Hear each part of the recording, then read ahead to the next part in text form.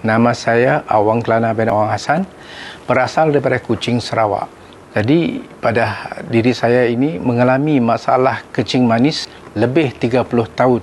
Bila saya dikontak oleh sahabat saya daripada Kuala Lumpur memperkenalkan satu produk kepada saya, dan dia minta saya menjalani program 3 ke 6 bulan untuk melihat kesan daripada makan produk ini.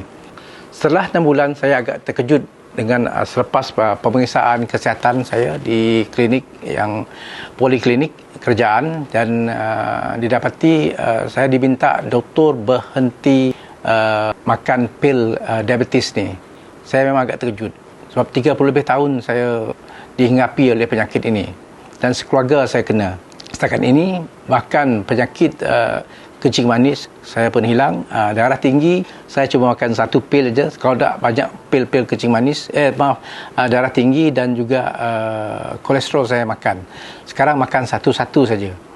Jadi inilah satu feedback yang dapat saya kongsikan pada tuan-puan pada hari ini.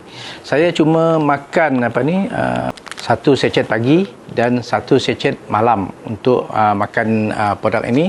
Diletakkan di bawah lidah dan dikumamkan. Jadi saya berharap lebih ramai lagi rakan-rakan yang di luar sana yang menghadapi berbagai masalah penyakit boleh menggunakan produk. Itu sajalah. Sekian, terima kasih.